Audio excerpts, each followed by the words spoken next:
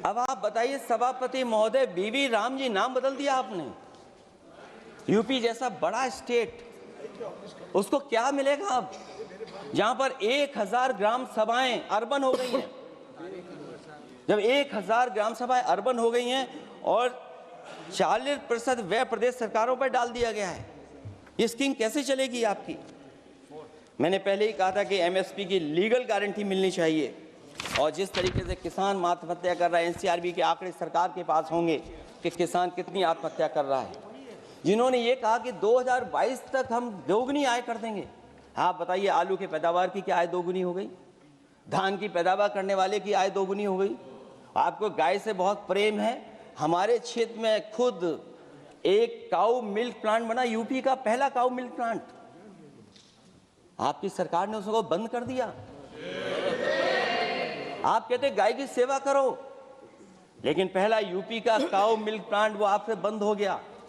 अगर शायद हम ऊंट के मिल्क की चॉकलेट बना रहे होते उस प्लांट से, तो वो प्लांट चलता रहता। आय दोगुनी कितनी हुई है बताएं सरकार? मत्स्य पालन और पशुधन विकास की तरफ सरकार का कोई ध्यान नहीं है। सरकार का कहना है कि वित्त अच्छी हुई है, लेकिन क्या कारण है कि एफडीआई में लगातार कमी आ रही है? विदेशी इन्वेस्टर्स क्यों बाहर ले जा रहे हैं? भारत में इन्वेस्ट करने के लिए क्यों नहीं इच्छुक हैं? और शेयर मार्केट क्यों इतनी जल्दी गिर जाता है? रुपए के मूल्य में डॉलर के विरुद्ध निरंतर गिरावट आ रही है, और इसके बाद सभापति महोदय, इस डील और ढील के बाद हमारा रुपया कहां होगा, ये सरकार जरूर बताए हमें। मैन्युफैक्चरिंग में कोई सुधार नहीं हो रहा है। अभी भी हम जीडीपी के 15% पर मैन्युफैक्चरिंग पर निर्भर हैं, जबकि मैन्युफैक्चरिंग के शेयर मेक इंडिया के अनुसार अभी तक 25% होना चाहिए था। इससे स्पष्ट लगता है कि मेक इन इंडिया, आत्मनिर्भर भारत और पीएलआई योजना सफल नहीं हो पाई हैं, और उसी का परिणाम है कि आज हमारे नौजवानों को रोजगार और नौकरी नहीं मिल पा रही है। सरकार उद्योगपतियों के साथ खड़ी है। सरकार द्वारा लेबर कोड्स लाए गए हैं, जिन लेबर रिफॉर्म्स के रूप में दर्शाया जा रहा है वो लेबर कोड एम्प्लॉयर के हित में है, लेबर के पक्ष में नहीं है और मजदूरों के नहीं है। अब अधिकांश उद्योगों द्वारा लेबर को कोई भी नौकरी से निकाला जा सकता है। इतना तानाशाही होगी कि जब चाहेंगे तब निकाल देंगे। उनके 8 घंटे से अधिक काम कराया जा सकता है। परमानेंट एम्प्लॉयमेंट की बजाय कॉन्ट्रैक्चुअल एम्प्लॉयमेंट की व्यवस्था की है सरकार ने। सोचिए, यही सरकार है कि सबका साथ सबका विकास। एयर पॉल्यूशन को लेकर के मैं पहले ही कह चुका हूं, और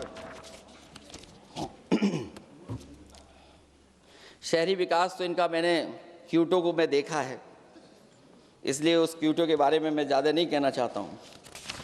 अंत में मैं इतना ही कहूंगा कि स्वास्थ्य और शिक्षा के केवल 10% और 14.2% बजट बढ़ाया गया है, जबकि पिछले वर्ष का पूरा बजट इन दोनों मदों में खर्च ही नहीं किया गया है। आखिरकार सरकार बताएगी खर्च क्यों नहीं हुआ, आखिर क्या कारण है, किसकी वजह से खर्च नहीं हुआ है? जल जीवन मिशन में 50,000 करोड़ रुपए खर्च नहीं हो पाए हैं, और प्रधानमंत्री आवास योजना में 40,000 करोड़ रुपए, और हमारे देश के प्रधानमंत्री ने गांव गोद लिया था। वो लगता है उस गांव को अनाथ छोड़ दिया है प्रधानमंत्री जी ने। वो गांव ही अनाथ छोड़ दिया है। आरबीआई के डेटा के अनुसार इनकम में जो नीचे 80% हैं, उनकी इनकम का शेयर 36% से घट करके 32% हो गया है, और हर वर्ष में रियल वेजेस 2% कम हो रही हैं। आखिरकार इसका कारण क्या है? मुझे उम्मीद है सरकार बताएगी कि इसका कारण क्या है कि जिसकी वजह से लगातार गिरावट होती जा रही है। मैं रैंकिंग में नहीं जाना चाहता हूं कि हमारी रैंकिंग कहां है, गैर बराबरी की रैंकिंग में हम कहां पहुंच गए हैं, हम कितना नीचे पहुंच गए हैं।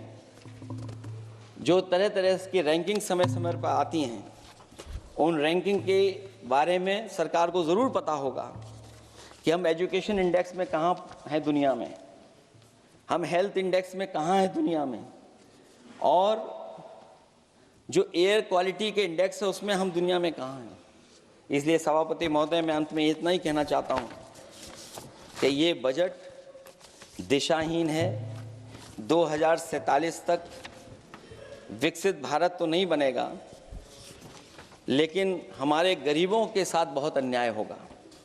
जिस तरह एआई पे बात की गई है, एआई अगर अच्छाई और भलाई के लिए हो तो अच्छी बात है, लेकिन पता नहीं भारतीय जनता पार्टी पे कितना रिसोर्सेज हैं कि एआई और जितना भी हमारा वो है जो बजट है वो सबसे ज़्यादा खर्च वो करते हैं दूसरों को बदनाम करने के लिए। इसलिए इन्हीं शब्दों के साथ मैं सभापति महोदय का धन्यवाद देता हूं।